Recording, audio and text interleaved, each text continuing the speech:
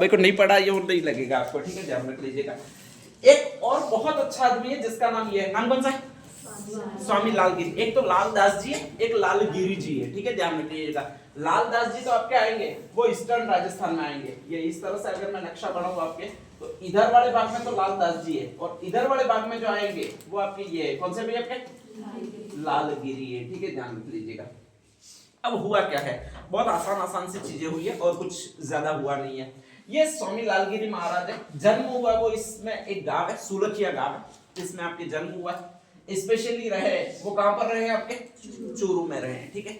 भीख मांगने का, बचपन से अभावों में पले बड़े थे। नागौर चूरू ऐसे इलाके हैं जहां पर कुछ मिलता नहीं है, तो भीख मांगने का कार्य करते थे। एक दिन अकस्मात चले गए, वो एक ठाकुर के घर पे चले गए। ठाकुर ने भीख दी नहीं, 2 चप्पल और लगाए, ठीक है, ध्यान रखिएगा। बहुत बुरा लग गया। कौन से महाराज को बुरा लग गया? स्वामी लालगिरी महाराज को बुरा लग गया, ठीक है। कहा जाता है उन्होंने उसी दिन प्रण ले लिया कि मैं तेरी प्रशस्ति है उसको एक दिन धूमिल करके रहूंगा, मिटा कर रहूंगा, ठीक है, ध्यान रख लीजिएगा। उसी समय कहा जाता है कि बीकानेर में उस ठाकुर ने जमुनी ली थी। हालांकि ये 16वीं शताब्दी की, मतलब 1000 ईस्वी के आसपास की बात है, और बीकानेर की स्थापना हुई है वो 1488 में हुई है, बीकानेर की है, ठीक है, ध्यान रख लीजिएगा। राव बीकानेर, क्योंकि बीकानेर शहर है, नाम किसके नाम पे होगा? बीका के नाम पर होगा। बी ऐसे ही लिखते हो आप, और ये अगर गणित में लिखे हो तो ये लिखे हो ऐसा लगता है, 8 लिखे हो ऐसा लगता है, और यही 2 8 है, ठीक है, ध्यान रख लीजिएगा। तो 1488 सन है, उसमें राव बीका है, उसने बीकानेर शहर की स्थापना की है। ये जो संत है वो 1000 ईस्वी में, कौन से ईस्वी में? 1000 ईस्वी में, ठीक है, ध्यान रख लीजिएगा। उस समय बीकानेर है नहीं, स्थापना एक्चुअल में हुई नहीं है, केवल एक गांव है, उसी का नाम स्पेशली रखा गया है। और ऐसी कंडीशन में एक ठाकुर वहां पर अपनी एक हवेली बना रहा है। ठाकुर का मतलब वहां का राजा, ठीक है। अभी तक अस्तित्व में नहीं आया बीकानेर, लेकिन पहले से गांव अस्तित्व में है।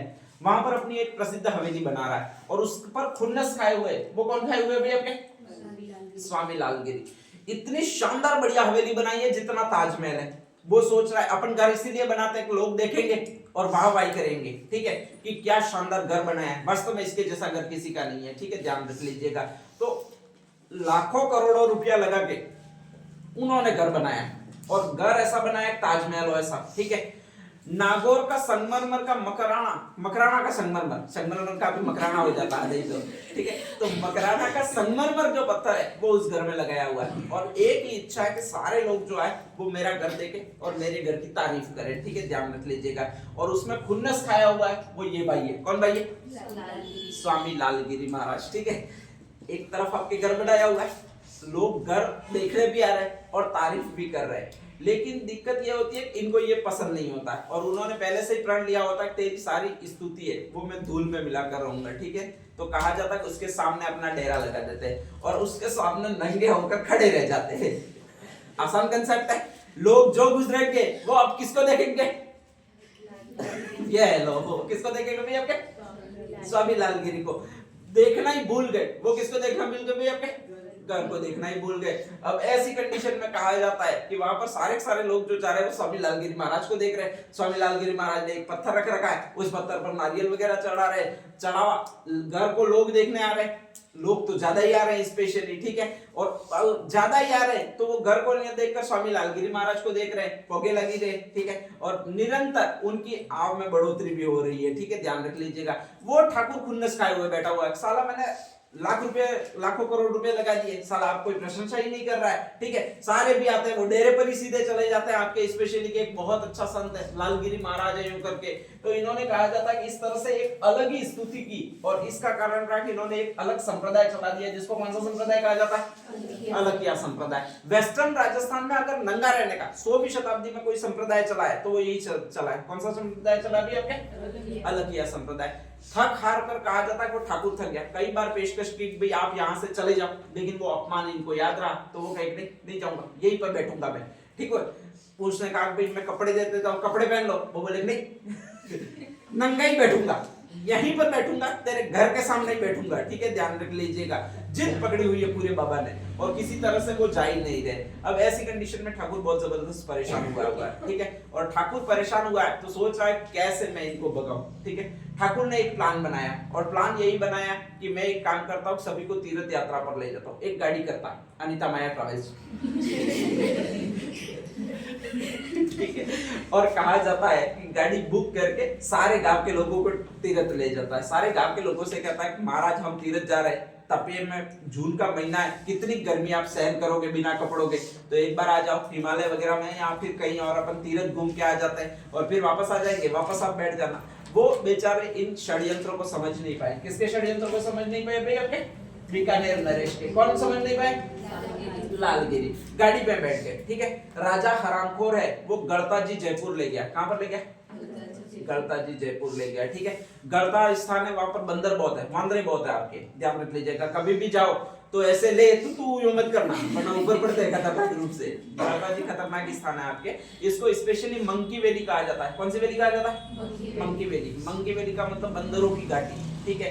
ये जितने भी बंदरों के साथ सेल्फी खिंचवाने के वगैरह फोटो आते हैं वो वहीं के आते हैं। और वहां पर लाल मुंह वाले बंदर बहुत ज्यादा पाए जाते हैं। लाल मुंह वाले बंदर होते हैं वो साले खतरनाक होते हैं। आप अगर उसके खिलाफ पत्थर मारोगे तो वो पत्थर आपको मारेगा, ठीक है। और उसका निशाना बहुत सटीक है। वापस कभी भी जाओ ध्यान रखना, माथे में न चाहते हो कि सिंदूर भर देता धड़ाक देके, पता भी नहीं लगने देता अपनों को। इतना खतरनाक बंदर है वो। मंकी वैली में मिलता है, स्पेशली गलता में मिलता है। और गलता है वो जयपुर में आता है। कहां पर आता है? जयपुर में। तो वो राजा इनको कहां पर ले जाता है? आपके जयपुर में ले जाता है, गलता जी में ले जाता है। बाकी सारे लोगों को तो वापस ले आता है, छोड़ आता है। वो इन्हीं को छोड़ आता है। किसको छोड़ आता है? स्वामी लालगिरी महाराज को। ना रहेगा पास न बजेगी बांसुरी, ठीक है, छोड़ आता है, ध्यान रख लीजिएगा।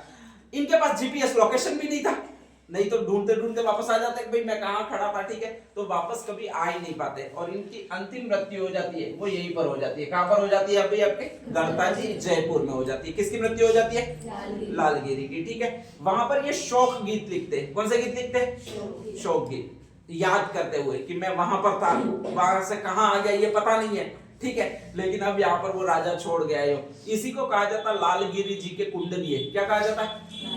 लालगिरी जी के कुंडलीय। तो इनका फेमस ग्रंथ है, देखो लालदास जी की तो वाणियां थी और इनका है वो क्या भी आपके? लालगिरी जी के कुंडलीय, ठीक है, ध्यान रख लीजिएगा। तो ये शोक गीत लिखे जाते हैं जिसको लालगिरी के कुंडलीय कहा जाता है। और ये स्पेशली लिखे जाते हैं वो यहीं पर बैठकर लिखे जाते हैं। कहां पर बैठकर लिखा जाता है? फाइनली कहा जाता है कि वहीं पर इनका देहावसान हो जाता है, ठीक है। और जैसे ही देहावसान हो जाता है तो ये वहीं पर अपने स्पेशली मर जाते हैं, वहीं पर इनकी समाधि बनी हुई है, ठीक है। 2012 पटवारी में यही पूछा गया था कि स्वामी लालगिरी का जन्म स्थान कहाँ था। एक तो ये पूछा गया था, जन्म स्थान कहाँ पर बताया मैंने आपके। और 2016 पटवारी में ही फिर आया कि अलखिया संप्रदाय के प्रवर्तक कौन थे। अलखिया का मतलब पूरे अलग, ठीक है। 16वीं शताब्दी में 1000 ईस्वी में ये हट वाले योगी अघोरी बाबा वगैरह यहाँ पर राजस्थान में है ही नहीं। एकमात्र बाबा जो नागा रहने का काम कर रहा है वो यही कर रहा है, ठीक है। ये सुंदरदास जी वाले नागापंथ दादू दयाल वाला बहुत बाद में आया, 1544 के भी बाद में आया ये, ठीक है, ध्यान रख लीजिएगा। तो ये 600 ईस्वी पहले नागा रहने का जो रिकॉर्ड बनाया है वो इन्होंने ही बनाया। किसने बनाया? स्वामी लालगिरी ने, इसलिए ज्यादा फेमस हो गए, ठीक है, ध्यान रख लीजिएगा। और वो भी नागौर में नागा रहना। नागौर का टेम्परेचर होता है वो जून के महीने में 51 डिग्री रहता है। वहां पर अगर आप शर्ट पहनो तो भी भून के अच्छे काले बम हो जाते हो, ठीक है, ध्यान रख लीजिएगा। ऐसी कंडीशन में रहे। दूसरा एक और संप्रदाय जिसको कहा जाता है, कौन सा संप्रदाय? निरंजनी संप्रदाय, ठीक है, ध्यान रख लीजिएगा। वहां का एक शासक तो क्या है, वहां पर एक आदमी है, नाम कौन सा भी आपके? हरिदास जी, सांखला जाति का, ठीक है, ध्यान रख लीजिएगा। पूरा नाम है वो हरिदास जी सांखला है। बहुत सॉफ्ट है इनका धंधा है। धंधा क्या है? तो कोई भी रास्ते चलते आदमी है उससे ये टकरा जाते हैं और फिर कहते हैं ए भिखारी साले तुझे दिखता नहीं है क्या, मुझसे टकरा रहा हूं। वो आदमी बोलता है, अपन होता है क्या बोलता है? अगर आपको टकराते टकराते कोई बोल दे कि ये भिखारी साले दिखता नहीं है क्या, तुम क्या बोलोगे? अरे यार तुम कुछ बोलोगे ही नहीं। अगर बाई चांस रास्ते में टकराते टकराते कोई तुमको ही बोल देगा भिखारी साले तुझे दिखता नहीं है क्या, तुम क्या बोलोगे? तू भिखारी साले तू भिखारी होगा जो बोलेंगे, ठीक है। ऑब्वियसली राजस्थानियों आएगी सही बात, ठीक है, ध्यान रख लीजिएगा। ये नागौर में फिर भी यही बात आ रही है। नागौर के कापड़ोद में इनका जन्म हुआ, ध्यान रख लीजिएगा। और वो यही बोलते हैं ये भिखारी साले दिखता नहीं है यूं। सामने वाला भी आदमी भी कहता है कि साले तू भिखारी होगा, कोई मैं भिखारी नहीं हूं, ठीक है। तुरंत अपने पर्स में से पैसे निकाल के बता देते हैं कि देख ये 5000 रुपए मेरे पर्स में पड़े हुए हैं यूं, सामने वाला आदमी को ठेस पहुंचती है, दिल पर लेता भारत का आदमी, ठीक है, ध्यान रख लीजिएगा। वो भी अपने पर्स में 20-25 रुपए जो होते हैं वो दिखा देता है, देख मेरे पास 20-25 रुपए पर्स में है यो। फिर कहते हैं कि साले तेरे पास तो ये 20-25 रुपए ही है पर्स में, ठीक है, मेरे घर पे मेरा पलंग है, पलंग के नीचे वो है आलिया है, उस आलिया में मेरे माँ के गहने पड़े हुए जो 1 किलो चांदी के है। बेचारे आदमी को फिर ठेस पहुंचती है, ठीक है, ध्यान रख लीजिएगा। जैसे ही ठेस पहुंचती है तो वो फिर कहता कि मेरा भी घर है, घर में मेरा भी एक खाट रहता है, खाट के सिरहाने पर एक छोरी है, ठीक है, और छोरी में मेरे गहने रखे हुए, मेरी माँ के 1.5 किलो गहने सोने के रखे हुए, उतने चांदी के रखे हुए हैं, ठीक है। बस इतना कहने के बाद ये चल पड़ते थे, ठीक है। कहाँ पे चल पड़ते थे? उसके सीधे घर पे। ध्यान रखिएगा, बेचारा आदमी जब तक वापस आता तब तक वो गहने क्या हो जाते थे, साफ हो जाते थे। आदमी को पता ही नहीं पड़ता था कि यार इतनी गहरी जगह थी, ठीक है, ध्यान रखिएगा। पेटी थी, पेटी में बॉक्स था, बॉक्स में गहने रखे थे, और आखिर चोरी हुए तो हुए कैसे, ठीक है, ध्यान रख लीजिएगा। तो ऐसी कंडीशन में बहुत भयंकर बात हो गई कि हर कोई नागौर में चोर को ढूंढ रहा है, चोर कहीं मिल ही नहीं रहा। चोरी ऐसी हो रही है कि आपकी आईबी एजेंसी तक नहीं ढूंढ पाए, ठीक है, कि इतनी भयंकर भयंकर जगह, कहीं दीवार है उसमें कोई आला बना हुआ है, गुप्त आला बना हुआ है, उसमें कोई धन रखा हुआ है, वो अचानक चोरी हो रहा है, और ऐसी ऐसी शिकायतें जा रही है। अब जैसे ही उस समय पुलिस की व्यवस्था थी नहीं कि भाई हमारे गहने कहाँ चोरी हुए हो, आजकल तो आप FIR दर्ज करवा देते हो। अगर पुलिस थाने नहीं हो तो आप कहाँ जाओगे? अगर पुलिस थाने नहीं हो और आपकी रकम चोरी होगी या पैसा चोरी हो गया घर से, तो आप कहाँ जाओगे?